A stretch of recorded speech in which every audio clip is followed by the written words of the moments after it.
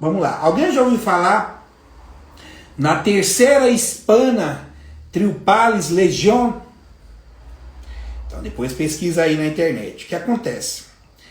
A hispana, originalmente conhecida como Legião Nona Hispânia, a hispana legião estava entre as primeiras legiões formadas por Júlio César durante suas campanhas contra a República Romana. A Legião Nona lutou bravamente ao lado de suas legiões. Agora se apeguem a isso aqui, ó. De suas legiões. A Legião Nona lutou bravamente ao lado de suas legiões sétima, oitava e décima. Essa décima legião, diz que ela era poderosíssima. Os caras eram virados no girar. Os caras eram brutos. Durante a invasão da Galileia, olhem aí, agora está começando, hein? Vai começar a encaixar as coisas. Durante a invasão da Galileia, em 58 a.C., foi documentado que o comandante romano ficou particularmente impressionado com a bravura e o heroísmo de Legião IX na batalha contra os Nervianos, quando César caiu. A legião foi novamente imposta aos militares romanos por seu herdeiro, Otaviano. O comandante Otaviano imediatamente encarregou-o de anexar a cidade de Sicília, que então estava sob o controle de seu arqui-inimigo Sexto Pompeu. A Legião Hispana Triumphalis, juntamente com outras legiões alistadas na campanha de Otaviano, logo colocou toda a Sicília sob o domínio romano. Gravem isso aí, logo colocou toda a Sicília sob o domínio romano. Tá certo? Beleza. Depois que a Sicília foi anexada, Otaviano declarou-se imperador e tornou-se Augusto. Ele também enviou a nona legião para manter o controle dos Balcãs. Foi por volta de 43 depois de Cristo. Aí nós viu esse interlaço. Quando a legião foi trazida de volta à ação na invasão romana da Grã-Bretanha, é muito provável que a Legião Nona Hispânia tenha ajudado na batalha contra a Inglaterra, com Roma, então sob o governo do imperador Cláudio. Os historiadores afirmam que a legião sofreu uma enorme derrota na batalha de Camulodunum, durante a infame rebelião de Boudica. Um grande número de legionários foi mortos e qualquer força restante foi então usada para reforçar as províncias de Germânia. Então tá certo, pessoal, vamos sacar isso aqui. Quem é cristão aí que lê a Bíblia, quando eu falo legião, lembra do quê? Quando eu falo legião, quem é cristão aí vai saber do que eu estou falando. Quando eu falo legião, você lembra do quê? Lucas capítulo 8, versículo 26 a 39. Entendeu? Agora vocês vão entender uma coisa. Em Gadara, na cidade de Gadara, quando houve essa tomada em 47 a.C., a 10ª legião cretense, que fazia parte dessa legião hispana, que ela auxiliava, veio como auxílio. E essa 10ª legião cretense, eles invadiram e tomaram a cidade de Gadara.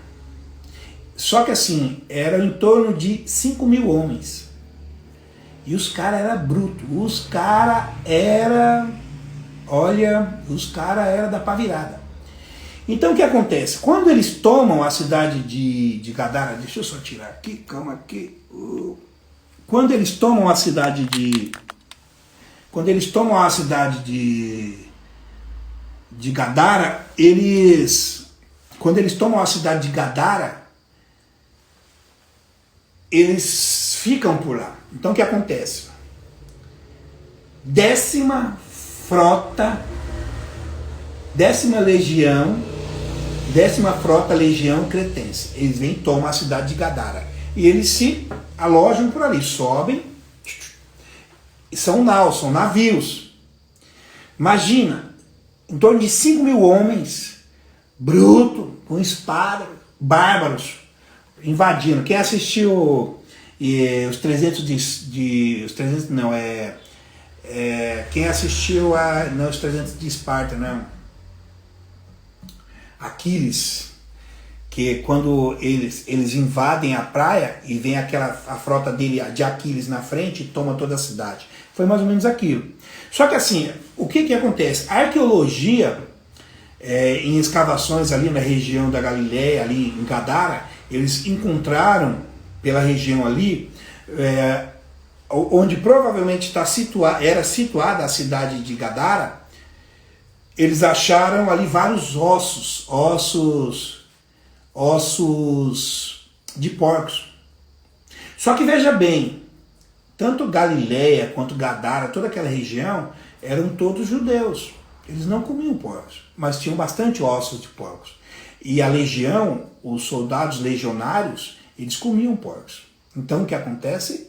Tinha muito javali ali. Vocês vão começar a ir laçando as coisas. Então, como tinha muito javali ali, tinha também criação de porcos, javalis, domesticados. Aí você vai entrar agora em Lucas, capítulo 8, versículo 26 a 39. Eu vou ler com vocês aqui. E navegaram para a terra dos Gadarenos, que está de frente da Galileia. Lembra que eu falei que essa 10ª legião cretense foi a primeira? Ela veio junto eles vieram junto com a legião, como é que é o nome da legião? A legião hispana. E essa legião hispana eles trouxeram a frota, a 7ª, 8ª e a 10ª frota. Essa 10ª frota é a frota que ajudou a tomar a Galileia, e eles ficaram instalados ali na cidade de Gadara. Entendeu? Agora vamos ler o versículo 27 de Lucas capítulo 8. E quando desceu para a terra, saiu-lhe ao encontro, vindo da cidade, um homem, desde muito tempo estava possesso de demônios, e não andava vestido, nem habitava em qualquer casa, mas nos sepulcros. E quando viu a Jesus, prostou-se diante dele, e clamando, dizendo com grande voz: o que tenho eu contigo, Jesus, Filho do Deus Altíssimo?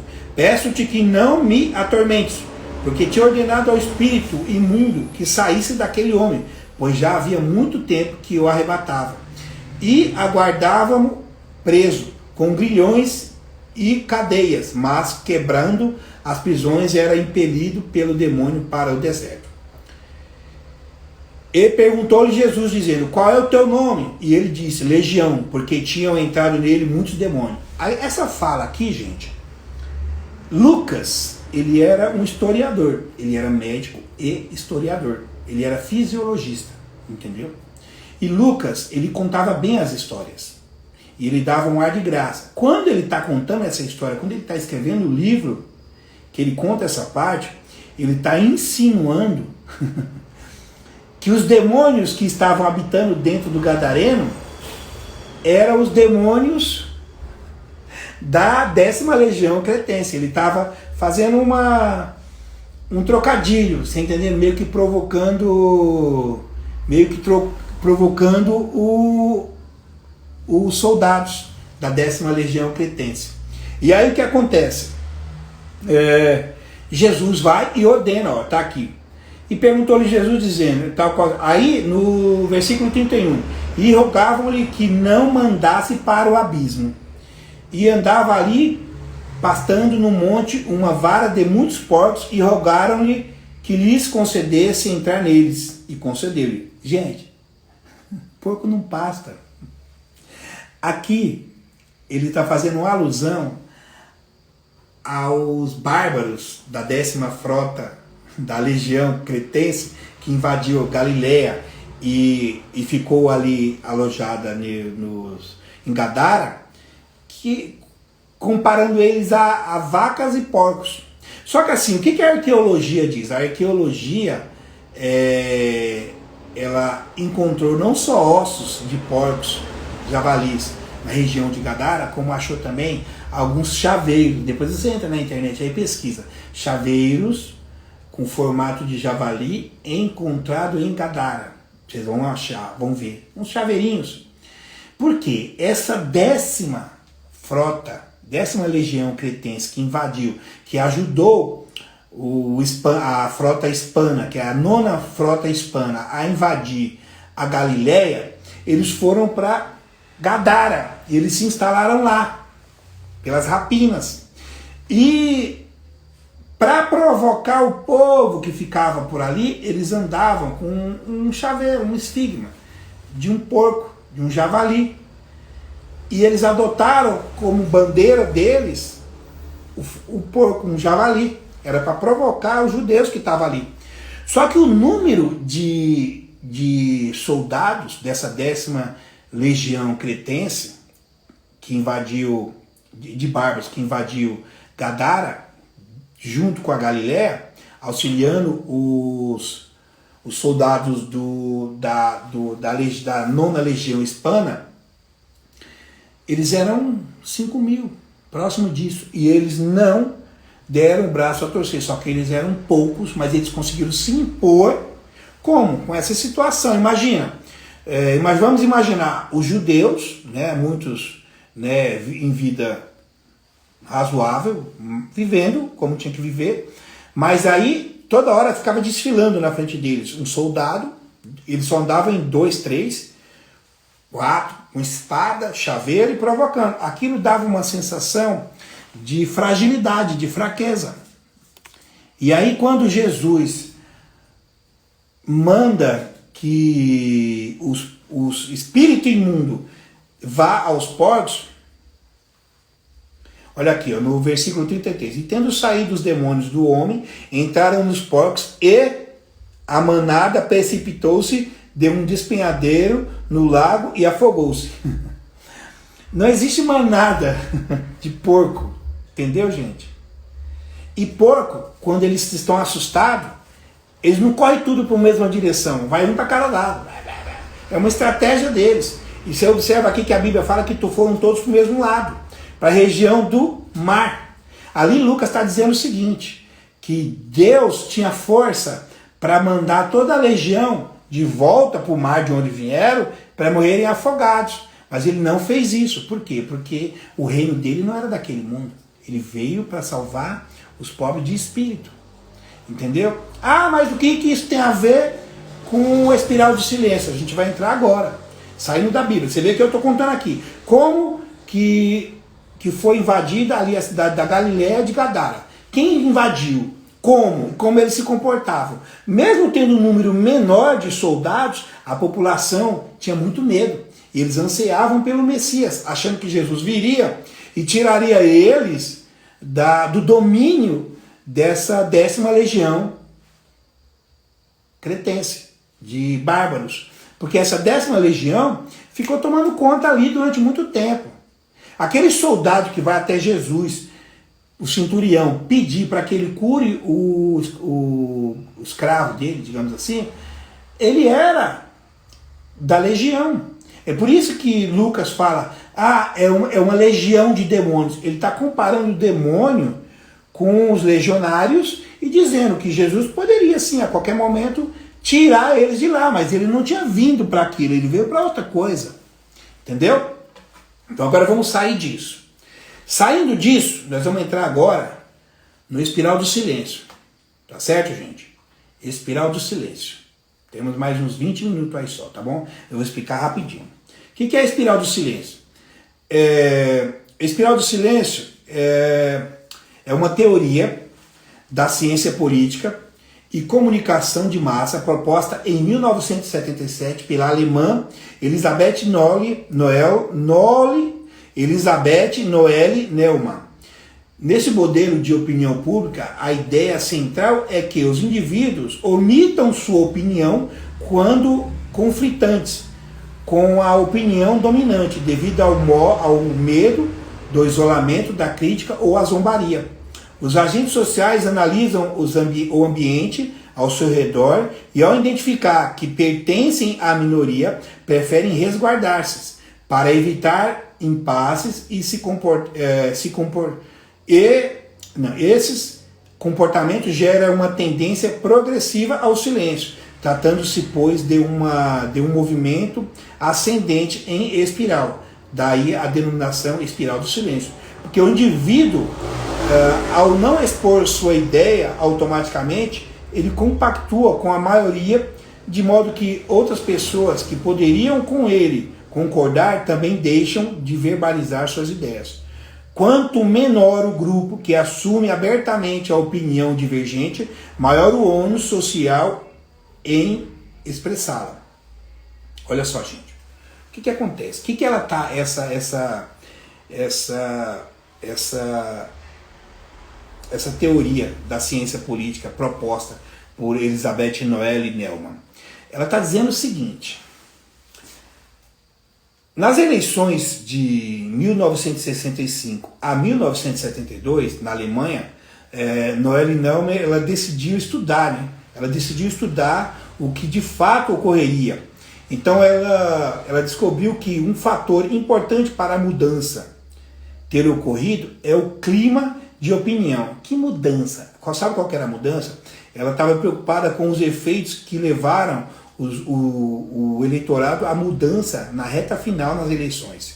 As eleições de 1965 e de 1972.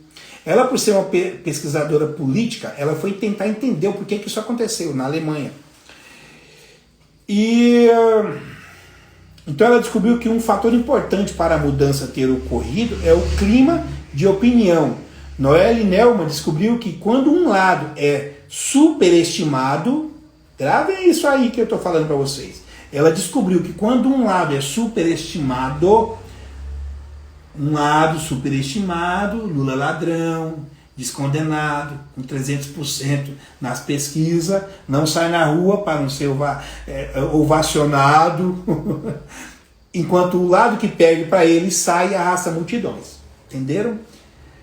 Preocupada com os efeitos que levaram, então ela descobriu que o fator importante para a mudança ter ocorrido era o clima de opinião. Noelle Neumann descobriu que quando um lado é superestimado, outras pessoas, decididas ou não, são influenciadas a seguir por ele. Consequentemente, quando o outro é subestimado, as pessoas tendem a afastar-se dele. Entendeu? Porque de muitas... Isso é seguido à risca, hoje, pela nossa imprensa, com essas pesquisas. Pesquisas de opinião, pesquisa de voto. Você olha lá, o Lula está ganhando com 150%. Aí o cara não consegue uma multidão nem nas internet, nem nas redes sociais.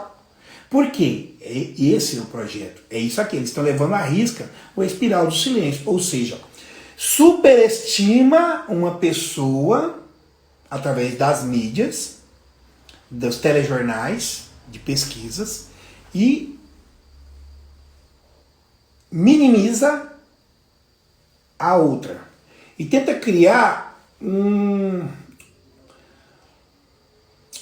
uma forma que você enxergue que o candidato descondenado tá lá em cima porque ele tá, e o outro tá lá embaixo porque ele não tá, ele não é. E aí quem está em dúvida para votar vai seguir as massas. Só que essa massa não existe. Essa massa ela foi criada numa pesquisa viciada, numa pesquisa uma pesquisa de intenção de voto. Então, por isso que ultimamente tem saído bastante pesquisa de intenção de voto. Por quê? Quase toda semana sai, porque eles tentam colocar na sua cabeça que candidato A é pior do que candidato B. E que candidato C é muito ruim. Então, não adianta você querer votar no A, porque ele está lá embaixo, você tem que votar no B. Só que o B está superestimado. Ou seja, é por isso que você vê nas pesquisas que o Lula ganha de todos no primeiro turno e que Bolsonaro perde para todos no primeiro e no segundo turno. Entendeu? Só que aí Bolsonaro vai nas ruas e pega multidões. E Lula não consegue fazer isso, porque está aqui. Eu estou explicando para vocês, está aqui, ó.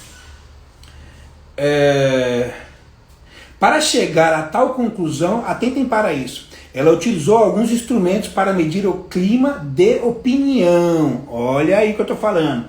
Ela utilizou alguns instrumentos para medir o clima de opinião. Segundo ela, não necessariamente questões que possam mensurar a tendência de as pessoas falarem ou de manterem-se em silêncio.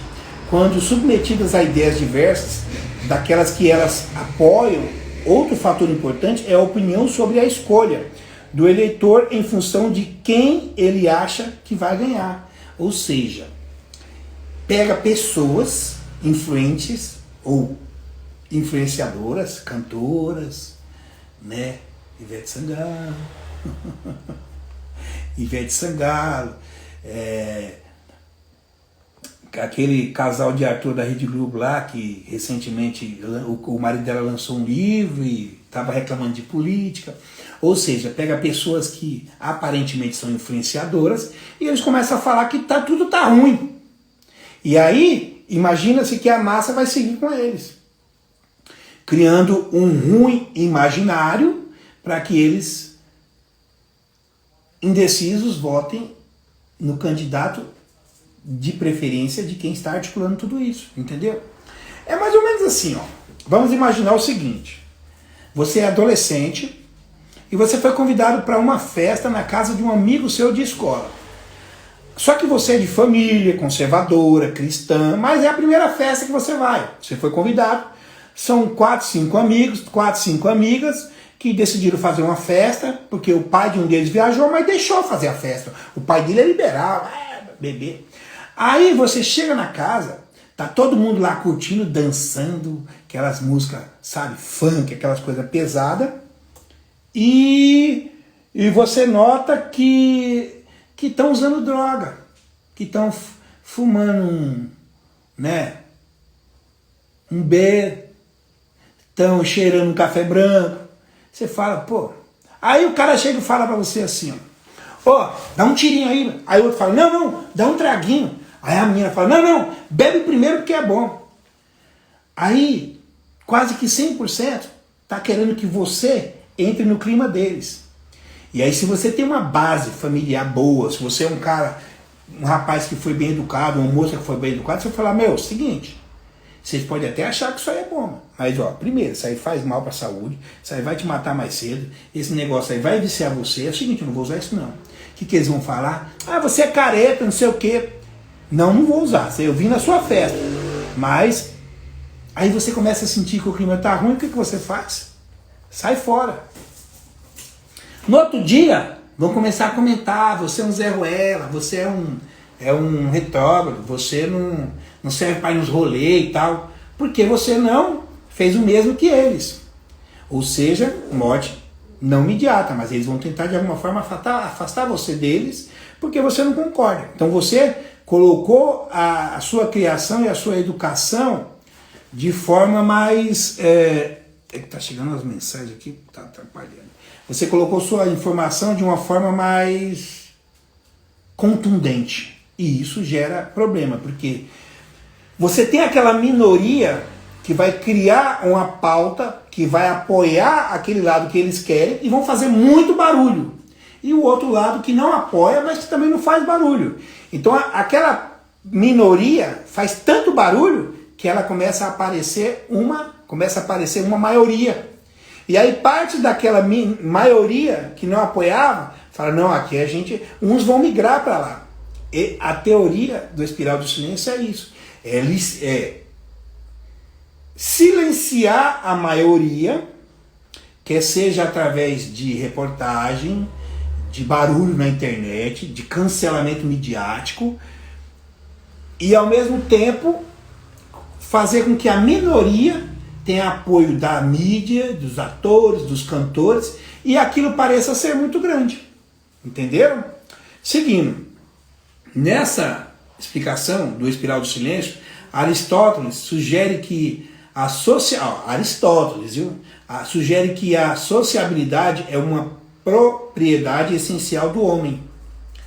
de forma que precisa vínculos sociais para satisfazer suas necessidades e, consequentemente, teme o isolamento. Ou seja, muitas vezes a pessoa concorda com o lado oposto simplesmente por temer o isolamento. Vamos imaginar que você não foi bem criado, não acredita tanto, está ali na corda bamba, chega na festa, o pessoal oferece, você fala, meu, se eu não aceitar, eu não vou poder mais sair para passear com ele, para dar um rolê com ele, eu quero ser bem visto. Aí você, não, vou dar só um traguinho, vou tomar só um copinho. E ali você acaba sendo influenciado por uma minoria, porque você quer fazer parte dela, entendeu? Alguém lembra aí, quem tem mais de 30 anos, quem tem mais de 30 anos vai lembrar disso. Quem tem 35, 40, então misericórdia. Quem tem 60... Vocês lembram que antigamente uma pessoa chegava para você e falava assim, ô meu, você está sabendo que teve um acidente e fulano era um político? Não. Como você não está sabendo? Ué, passou na Rede Globo? Não. Quando foi isso? Fim de semana? É. Mas não saiu na Rede Globo? Não. Então é mentira. Não sai, tem que sair na Rede Globo. Se sai, antigamente, década de 80, de 90, para uma informação ser considerada boa, tinha que ter saído na Rede Globo. Se saísse na Band, na antiga TV Tupi, na Gazeta, não tinha credibilidade. Mas se saísse aquela musiquinha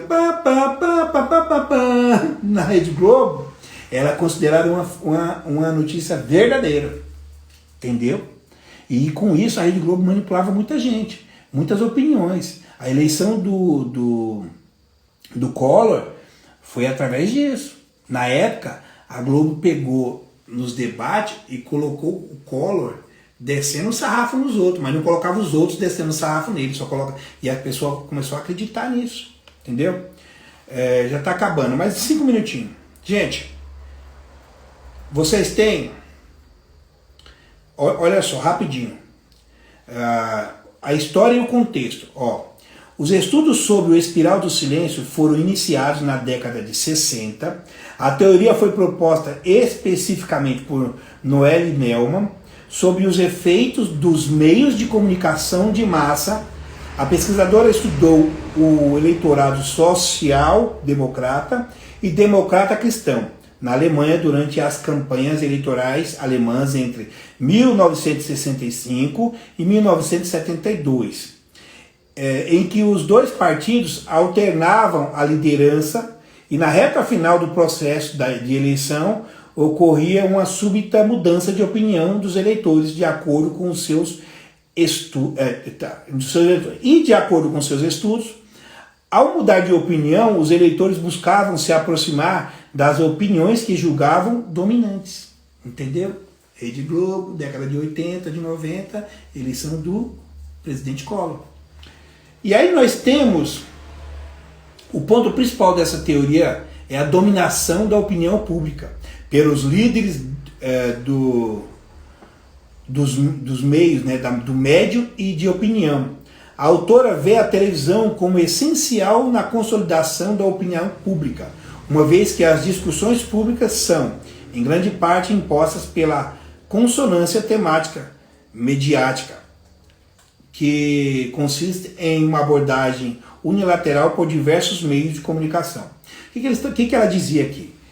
Que, lembra que eu estou falando, saiu na Globo? Não, então não é verdade. Podia ter saído Band, Record, um monte de canal. No jornal, na Afanasio, no Gil Gomes. Mas se não saísse na Globo, não era verdade. E hoje, como que tá? Sai uma notícia que eles querem tirar o nosso foco, aí eles pegam e começam a bater, sai em todos os canais aquela notícia. Quer só um exemplo? Final de semana, morreu uma garotinha após ter tido sua perna esmagada e amputada por um carro alegórico. Alguém viu alguma coisa aí na TV? A Globo, alguém falando alguma coisa? Porque eles não querem que isso se torne pauta. Porque era importante para eles o carnaval. A vida dela não importava. Mas recentemente eles fizeram uns lances aí de fica em casa, sua vida importa. Não, agora no carnaval não importa tanto, tem que ter escola de samba. Não foi ninguém lá, a mãe da menina foi na internet, falou. Então, o que é isso? É a mídia criando o factoide para que você tenha tenha o que falar, mas somente o que eles querem. E graças ao nosso bom Deus, nós temos o Google. O Google, ele é evangélico. Às vezes ele desvia, miserável, mas ele é evangélico. Você pode colocar aqui o que você quiser saber, tu vai achar, tá certo? Então vamos lá. Influências. Noelle Nelman indica as influências do seu trabalho de forma igualitária, porém é possível dividi-las entre indiretas, referentes à opinião pública, e diretas, que abordam a tendência ao silêncio. Tá certo? Então vamos lá. Entre as indiretas encontra-se Rousseau, que identifica 3 tipos de leis. Olha só. O direito público, o privado e o civil. E acima dessas indica a opinião pública que, embora não conste na Constituição dita como essas funcionam, Noelle Nelman situa o conceito Rousseau de opinião pública como intermediário entre o consenso social e as convicções individuais. Entendeu? Tá aí porque Antônio Gramsci fala aqui, para você tomar o poder, para você tomar um país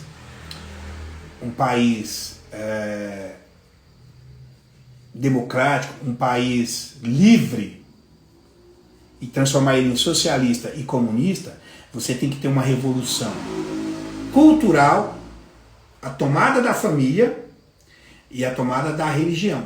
A primeiro momento toma, depois eles destroem. E tá aqui, ó. Por que a tomada da religião primeiro e depois destruir? Porque é o seguinte, as igrejas evangélicas, cristãos, padres, pastores, têm muita influência sobre os seus fiéis, sobre as suas ovelhas. E é mais difícil eles influenciarem eles com as notícias midiáticas. Por quê? Porque a maioria não fica perdendo tempo assistindo novela na Rede Globo. A maioria não fica perdendo tempo assistindo Jornal Nacional. E hoje em dia, com TV no YouTube, com vários jornais no YouTube, gente, você vê reportagens que realmente importam. Ficar vendo o falar da mulher que morreu lá porque estava chapada usando droga, ou do cara que foi traficar lá fora e está preso e vai sofrer pena de morte. O que isso vai mudar na sua vida? Entende? Então, as igrejas influenciam dessa forma. Tem também Luke, que ele identifica 3 leis denominadas como lei divina, religião, lei civil e a lei da virtude. O vício da opinião ou da reputação sendo esta última principal referência para a humanidade, que busca mais a boa consideração entre os seus conhecidos que cumprir as outras leis, uma vez que é possível obter impunidade nas leis do Estado, mas nunca da censura dos seus semelhantes. Entre os autores influentes, Tocqueville é o maior precursor ao propor elementos como o medo do isolamento, o incômodo e sensações de insignificância perante a opinião dominante e a tendência à adequação da minoria. Olha só. Então, gente, eles aplicam aqui da seguinte forma: se a mídia conseguir influenciar você, ou com a reportagem, ou com o bate-papo, a você concordar com eles ou silenciar, você está dominado. Entendeu? É por isso que Antônio Gramsci fala que não precisa de guerra, de violência para você tomar um país. Você só precisa de 3 coisas: destruir a família, tirar a liberdade e fazer uma revolução cultural. Entendeu? É por isso que a nossa base é família, liberdade, democracia e Deus. Entendeu? É a nossa base. Tá certo? Aí você tem a ignorância pluralística. É o fenômeno psicossocial causado pela ignorância pluralística. É caracterizada pela percepção errada do que acredita ser a opinião majoritária. Um grupo rejeita uma opinião de forma inapropriada por achar que a maioria também o faz. Porém, essa não é a real opinião majoritária. O termo foi estudado pelo psicólogo americano Daniel Katz. Um exemplo da ignorância pluralística foi a segregação racial dos Estados Unidos, em 1960.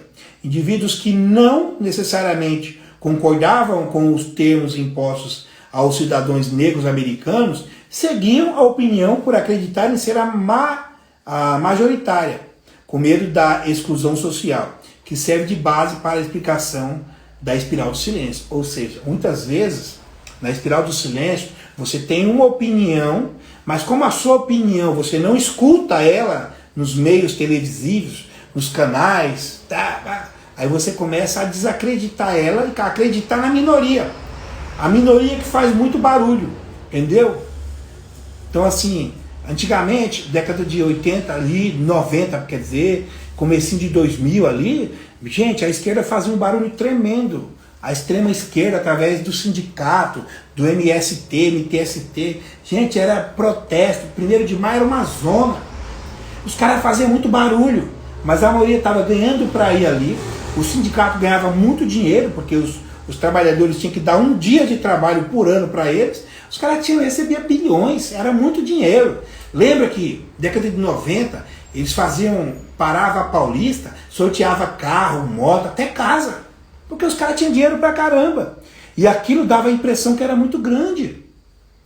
E aí, ali em 2013, 2014, quando o pessoal começa a ir protestar, na época da Dilma, e fala que não é só pelos 15 centavos, mas é pela corrupção, ali o povo começa a ver a sua força, a força que eles tinham para lutar contra essa minoria que fazia barulho demais. Entenderam? Isso é a espiral do silêncio. É fazer você se calar diante de uma opinião que você não concorda, mas que você não dê a sua opinião. Porque a dele, por menor que seja, tem que fazer mais barulho e parecer ser a única verdade. Quando na realidade não tem verdade única. Porque toda verdade ela é passiva, ela é relativa de questionamento. Então não tem verdade suprema. Entendeu? Tem defesa. Então a direita, o que é direita? A direita defende o que? A liberdade, a família, a democracia, o capitalismo. Aí o que é a esquerda? Extrema esquerda defende alguns, né, capitalismo do jeito deles, mas não defendem a família, porque não é prioridade. Liberdade, você não vai achar um país comunista ou sociocomunista com liberdade de expressão. Ó Cuba, ó Venezuela, vocês não vão achar. Isso é o espiral do silêncio. Ele cresceu tanto que a maioria não consegue lutar contra a minoria. E nós não podemos deixar isso acontecer. Então isso aqui é a espiral do silêncio. E para finalizar, tá aqui, ó, a percepções looking glass. O termo looking glass é aplicado para definir o efeito que o indivíduo sofre ao pautar a percepção sobre si mesmo, de acordo com a opinião que a sociedade tem dele. As interações sociais ao longo da vida do indivíduo servem como molde para a sua identidade, o que dá a conceituação do termo looking glass self, criado por Charles Colling em 1902. Ou seja, o indivíduo ele tem a percepção durante a vida inteira dele do que os outros pensavam, e isso fez ele criar uma maneira de pensar, mas não como ele queria, mas sim como ele foi influenciado. Por quê? Vocês vão entender. Por que, segundo o Manifesto Comunista, o terceiro Manifesto Comunista, terceira Conferência Comunista do Manifesto de Karl Marx de classes de 1921 fala, ele diz o seguinte, que você precisa pelo menos 2 décadas para você mudar uma geração. Ou seja, vocês vão entender, essa geração que nasceu 80 e 90, a maioria esmagadora é de direita, centro-direita ou extrema-direita. Aí você pega essa minoria que nasceu ali, final de 90, começo de 2000, que hoje está com seus 20, 25 anos, foram influenciadas pelo quê? Pelo PT, pelo PSDB, pelo governo do PT e do PSDB. Por quê? Então eles cresceram sendo influenciados. Então isso, eles dificilmente precisa querer muito para aprender. Então, gente, entendam isso. O Espiral do Silêncio, ele trabalha dessa forma, ao longo prazo e sempre aos flancos, na televisão, nas redes sociais. Ele vai tentando doutrinar você para fazer com que você pense como ele. E o que está acontecendo? Por que o STF tem cancelado alguns canais, desmonetizado alguns canais no YouTube? Porque eles têm influenciado bastante. Eles não querem isso. Eles querem a gente ali, ó, com a rede, caladinho, comendo o que eles dão. Mas nós não podemos perder a nossa liberdade de vir num canal aqui e falar, para quem quiser ouvir. Então esse vídeo vai ser gravado, vou publicar no YouTube, e é isso. Tá certo? Pessoal, obrigado pela atenção de vocês, quem assistiu até o final. Quem não assistiu, paciência, mas eu vou continuar batendo nessa tecla. Espiral do Silêncio, terceira constituinte